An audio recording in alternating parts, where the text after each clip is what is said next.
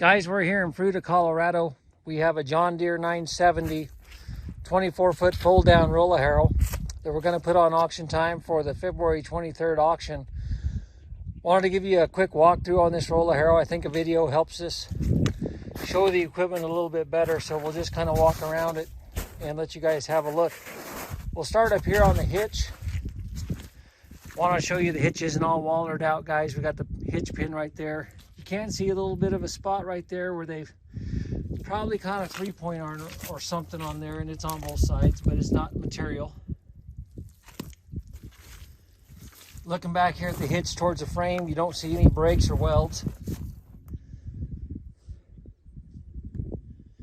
Did want to kind of focus in on the rollers here. You can see that they're showing some wear, guys. They're getting a little thin on the front end. We'll keep walking around here, let you look inside there. You can see the S-tine shanks are pretty good. They've got the flat tips on them, the flat points. You look at the pivot points on it, guys. They're not all wore out. They look like they're in pretty good shape.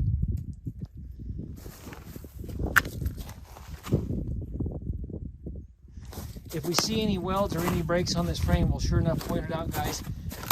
Looks like they may have touched up this corner here a little bit, but nothing material. Again, looks like they did a good job. You get to the rollers on the back, guys, they're starting to get a little thin as well, and you can see, I'll show you some here in just a second. You can see right here, there's one that's got a crack on it.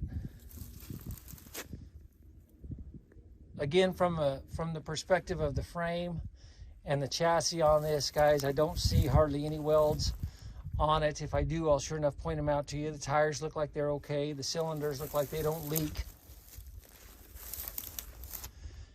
Again, you can see kind of the S-tines, the points that are on those up there in the front. Pretty straight little 24-foot roller harrow, guys. Again, look on the back here, and you can see that there's some chips out of some of them, and showing some wear on the rollers, but outside of the rollers, guys, this thing looks like it's in pretty decent shape.